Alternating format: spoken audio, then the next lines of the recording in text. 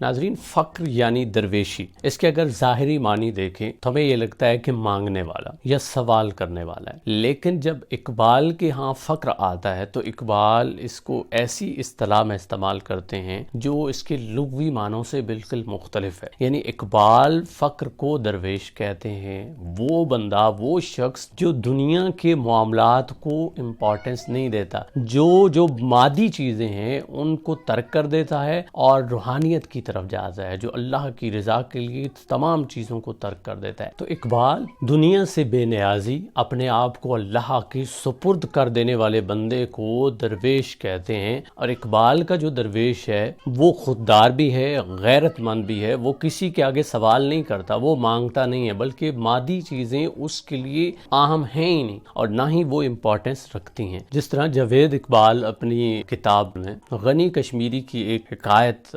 درج کرتے ہیں۔ غنی کشمیری کے بارے میں، جو کہ ایک مشہور شاعر گزرے ہیں کشمیر کے، ان کے بارے میں مشہور ہے کہ جب وہ گھر میں رہتے تھے تو کمرے کو اندر سے تالا لگا دیتے تھے، اور جب وہ کہیں بازار میں یا گھر سے باہر جاتے تو اس وقت گھر کھلا چھوڑ جاتے۔ تو کسی نے ان سے پوچھا کہ یہ کیا معاملہ ہے؟ حالانکہ ہونا تو یہ چاہیے کہ جب آپ گھر سے باہر جائیں تو تالا لگا کے جائیں، اور جب گھر کے اندر ہوں تو چلو اس کی تو ضرورت نہیں ہے چونکہ گھر کے اندر آپ موجود ہیں۔ تو انہوں نے بڑا پیارا جواب دیا، انہوں نے کہا کہ اس گھر میں سب سے قیمتی چیز میں ہوں، اور جب میں گھر میں ہوتا ہوں تو اس لیے میں اندر سے تالا لگا دیتا ہوں، اور جب میں گھر میں نہیں ہوتا تو میرے گھر میں میرے علاوہ اور کوئی قیمتی چیز نہیں ہے، لہٰذا اس کو میں کھلا چھوڑ دیتا ہوں۔ تو جو اقبال کا فقر ہے یا اقبال کی جو درویشی ہے، وہ ایسے لوگ ہیں جو اپنے آپ کو امپورٹنس دیتے ہیں، اور اس کی بھی وجہ یہ ہے کہ اللہ نے ان کو بنایا ہے اور اس وجہ سے اپنے آپ سے محبت کرتے ہیں، اور خود شناسی یعنی خودی کی تلاش میں اتنے آگے بڑھ چکے ہوتے ہیں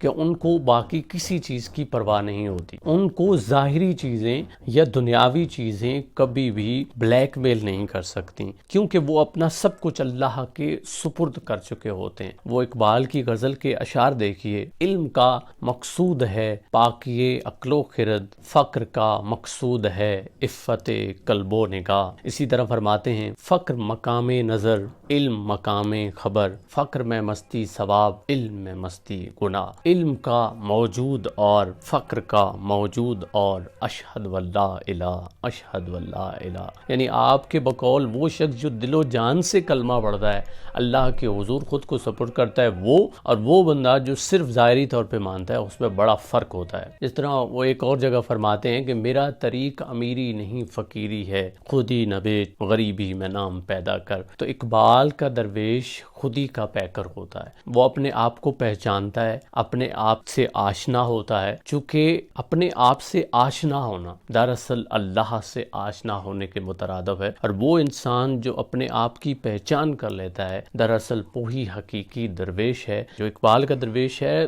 وہ چیزیں تقسیم کرتا ہے، جس طرح ایک حدیث کا مفہوم ہے کہ اوپر والا ہاتھ نیچے والے ہاتھ سے بہتر ہے۔ یعنی وہ لوگ جو تقسیم کر رہے ہیں، بے شک وہ علم تقسیم کر رہے ہیں، وہ رزق تقسیم کر رہے ہیں، وہ جو چیز بھی تقسیم کر رہے ہیں وہ افضل ہیں ان کے مقابلے میں جو صرف سوال کرتے ہیں، جو بھیک مانگتے ہیں، جو لوگوں سے چیزیں لیتے ہیں۔ تو جو اللہ کا نیک بندہ ہوتا ہے وہ خالص اللہ کی رضا کے لیے کام کرتا ہے، وہ اللہ کو ترجیح اول رکھتا ہے اور اس کو ترجیح اول رکھ کے اپنی زندگی کو آگے بڑھاتا ہے، اور اس کے لیے سب سے قیمتی اگر کوئی چیز ہوتی ہے تو اس کی میں ہوتی ہے، اس کی خودی ہوتی ہے، اس کی خودداری ہوتی ہے، اور وہ اس کو کبھی نہیں بیچتا۔ وہ اس کو قائم رکھنے کے لیے دنیا کی کسی بھی چیز کو قربان کر دیتا ہے، کسی بھی چیز کی بڑی سی بڑی قربانی دے دیتا ہے۔ جس طرح کئی بادشاہ آئے، انہوں نے اپنے تاج اور تخت چھوڑ دیے، انہوں نے جنگلوں کو اپنا گھر بنایا، مسافر بن گئے اور بہت کچھ کھو دیا۔ کیوں؟ چونکہ انہیں حقیقت کی سمجھ آ چکی تھی، اور وہ انسان جو حقیقت کو سمجھ لیتا ہے، حقیقت کو جان لیتا ہے، تو وہ دراصل مادی چیزوں سے ماورا ہو جاتا ہے۔ مادی چیزیں اسے انکریج یا موٹیویٹ نہیں کر سکتی ہوتی،